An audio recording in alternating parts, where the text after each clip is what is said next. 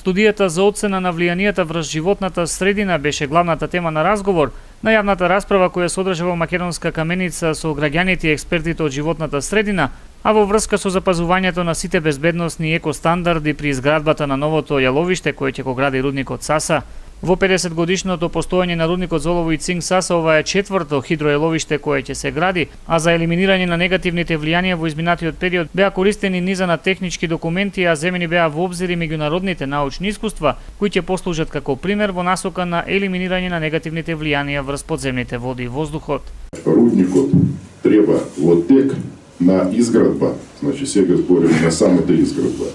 да ги спроведе сите мерки што се потребни за намалување и евентуално исклучување на прашана од градежна активности. Тука ние веќе имаме преземено во договорот со фирма што ќе го гради јаловиште одредени предвидени, имаме преземени одредени мерки и таа фирма обврзана да ги применува.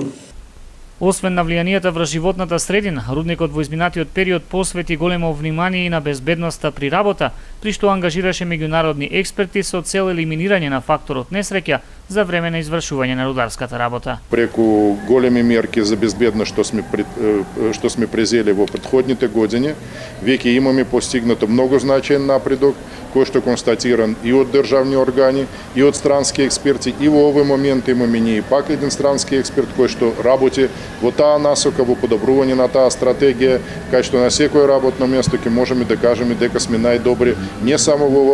Македонија, не само во југоисточна Европа, туку и пошироко, дека сме најбезбедни. Инаку новото јаловиште кое ќе се користи во наредните 7 години е со зафатнина од околу 3170 милиони метри кубни. Јаловиштето ќе започне да се употребува од 2018 година, откако ќе се добијат сите потребни дозволи од надлежните органи во државата.